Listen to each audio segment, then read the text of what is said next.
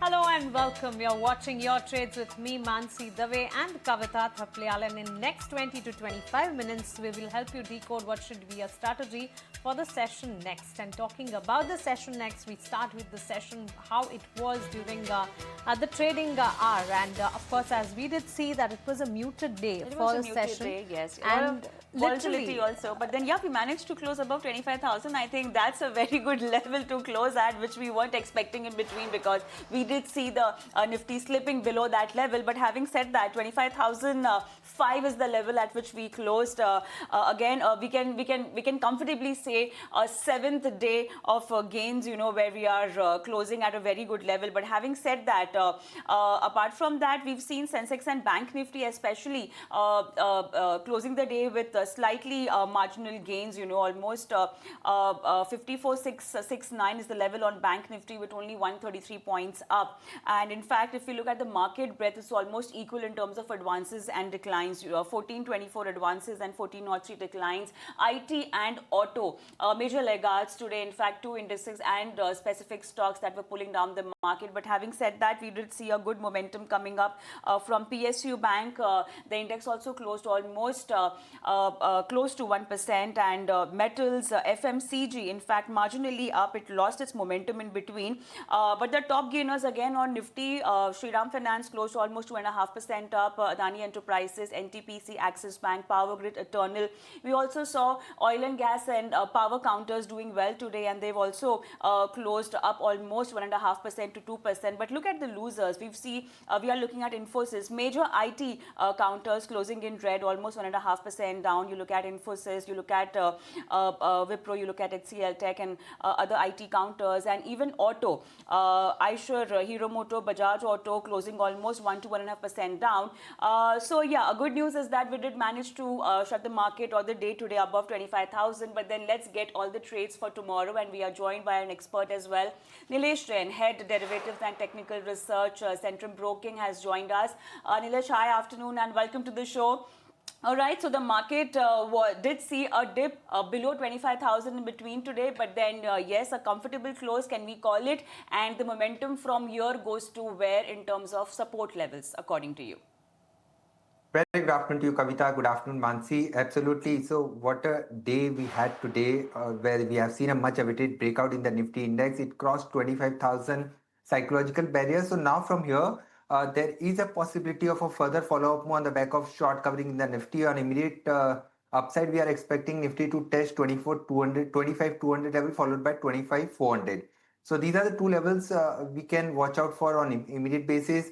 The support base is getting shifted higher, as we have seen the 7 consecutive days of gain in the Nifty on the closing basis.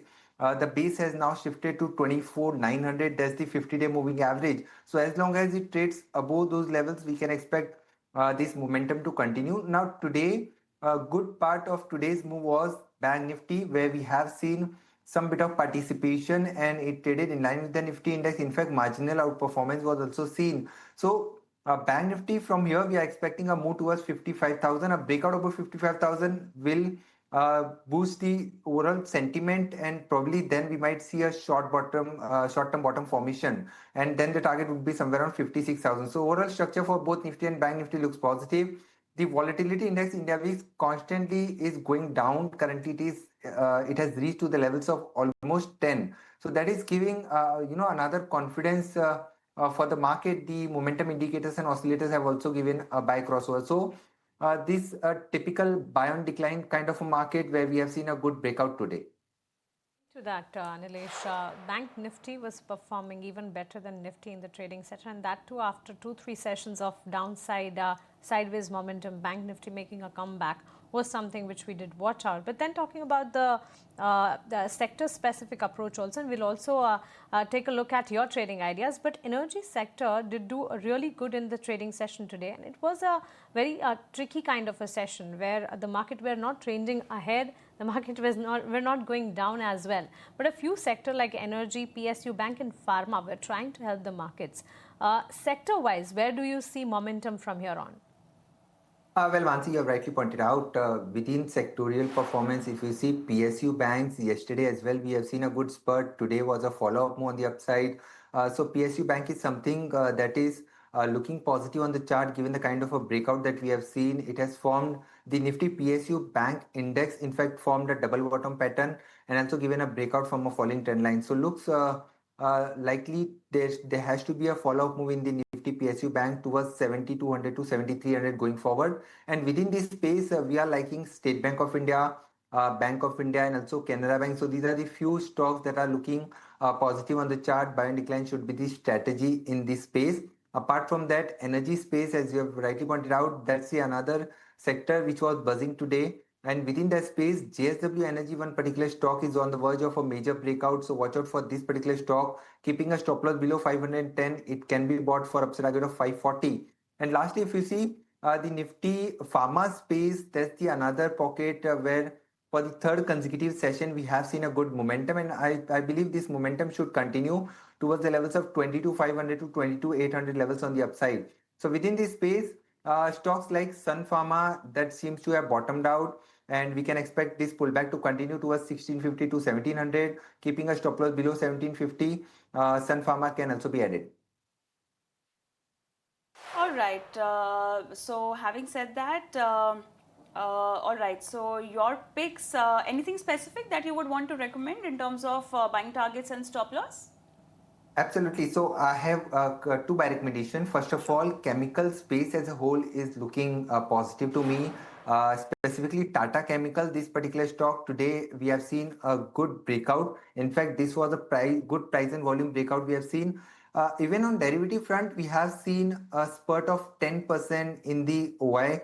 So long buildup is happening with a fresh addition of 10% OI buildup in this particular counter. So we can expect a follow-up move to continue in the coming session, and on the upside target would be somewhere around 1010. One can keep a stop loss below 955 and it's a buy. Now coming to NBFC and housing finance space, LIC housing finance is something that we are liking. Again, a good breakout candidate. Today we have seen a good breakout from a falling trend line. So for a follow-up move in this particular stock can be seen towards 580 to 585 on the upside. Stop loss can be placed somewhere around 552. So from a risk and reward perspective, this particular counter is looking attractive. My recommendations from Nilesh Jain, LIC, Housing Finance, the target stop loss of the same are reflecting on the screen, and Tata Chemicals as well. But Nilesh, one more stock which was doing rounds on the back of news flows today was Tega Industries. Of course, it did see a downsurge, but the news was that the company is planning to acquire Molycop with Apollo funds for $1.48 billion. How do you see the news flow, if at all you did track the sector, and on the basis of technicals, if there is any reading? Mansi, if you see today, the volume participation, which was higher than the average, in fact, 17 lakh plus volumes spurt was seen today. Looks like a major unwinding of the position was seen today. There could be possibility of some bit of a follow-up move on the lower side might continue. But if you just pull up last 6 month chart, you can clearly see a good run up. We have seen all the way from 1260, 1270 to 2100. So almost, counter has doubled from the lower level. So there could be possibility of some bit of profit taking at the high levels. But if you get any dip towards 1850, 1880, that can be a good entry point. So from a fresh entry perspective, I would rather advise to wait for these level. 1880, 1850 could be a good entry point. Keeping a stop loss below 1780, it's a buy, but not at present level because we are expecting some follow-up move to continue on the lower side. I think with that, thank you so much, Nilesh, for being on the show today and helping our viewers strategize their moves for tomorrow's trade. Thank you. Thank you, Kavita.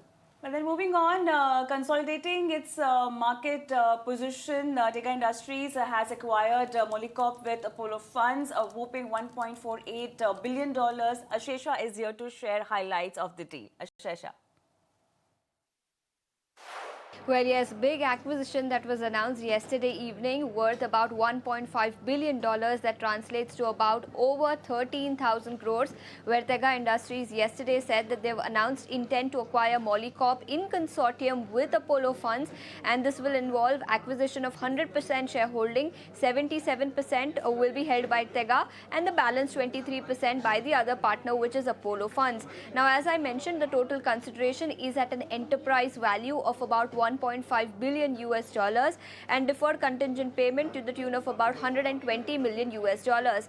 As far as the valuation is concerned, this deal is happening at about 8.6 times FY25 EBITDA, and the transaction is likely to be completed by the end of this financial year itself. Now, if we talk about the company which is being acquired, Molycop, now remember this is a leading global supplier in grinding media for the mining industry, but that's a big acquisition that has come in. In fact, we also have a few brokerage reports. We have Centrum, which says that product portfolio of Tega and Molycop are highly complementary in nature, which is likely to aid the companies. Synergetic benefits are expected to be on the higher side. EV to EBITDA multiple at about 18.6 times is fair. So the valuation wise, the transaction is absolutely fair, and this could also lead to significant value unlocking for Tega due to scale and cross-sell opportunities. So brokerage houses are very positive, and it's a big acquisition because of which Tega Industries is in focus today. Some part of the debt will come off because of the equity infusion between Tega and Apollo from our SPV into the target. But at the same time, we have a plan of how over 5 years we can deleverage the business down to closer to 2.5x in the next 5 years. I think over the next 3 years, we're looking at a return on equity of closer to about 18%. And we would be working towards a timeline of extracting that synergy from day one. If you look at Tega's current EBITDA, that more than sufficiently covers the interest burden or interest servicing of the senior debt at Molycop level. After depreciation, there's still operating cash flow or free cash flow in the business. So the debt, while it looks large, the Molycop EBITDA margins support it. It currently is at about 11% of revenue at an EBITDA level for Molycop. We're looking at expanding that to anywhere between 14 to 15% over the next 3 years. So that was all that you should know about Tega Industries, not just the call from the technical expert, but also the news flow, the research, and also talking to the management. But now let's move ahead and talk about the stocks and news that were doing rounds on the exchanges during the session. Rabinder is here with the same. Rabinder, over to you. Well, as SpiceJet is in focus in today's trading session, where company has reached in a settlement with Cali Aviation Partners, unlocking USD 79.6 million in cash maintenance reserve for the future aircraft and engine maintenance, plus USD 9.9 million in cash maintenance credits to offset its lease obligation. And the settlement agreement also provide for a mechanism under which in the event lesser realized proceed above USD $50 million from the sale of its issued shares. Apart from this, Jupiter Wagon were also in the focus in today's trading session, where company has received a letter of acceptance from the Ministry of Railways, and the letter of acceptance pretends to supply of total 9,000 LHB LXs for FI ATR IR bogies with an aggregate value of rupees 113 crore. Apart from this, Acme Solar were also in focus in today's trading session, where Acme Solar has secured 3,892 crore project funding for 400 megawatt FDRE project from the State Bank of India. Kalpataru Project International is also in the focus on the back of their order win, when company has secured order of rupees 2,720 crores, and the orders including T&D segment in India and overseas markets in building and factories businesses in India. Apart from this, NTPC is also in the focus on the back of brokerage upgrade, where HSBC has come out with the note and they have upgraded the stock to buy from the hold rating and hike target price to rupees 400 as compared to earlier target price rupees 385. So back of this, NTPC were also in focus. All right, so those are the stocking news, but then let's talk about Infosys. Infosys will be in focus as the board will meet to consider a proposal for a buyback. If approved, this will be a fifth buyback from the company since listing. Our colleague Ashesha joins again with more details. Ashesha? So all eyes are on this IT major Infosys, which will be conducting its board of directors meeting later today to consider buyback.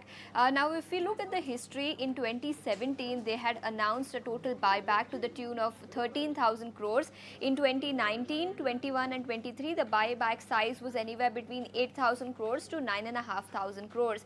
Now, as far as the premium is concerned, the buyback price was at a 30% premium in 23 and anywhere in the range of 18 to 25% in the last 3 years. So buyback premium is expected expected to be in the range of 18 to 30%.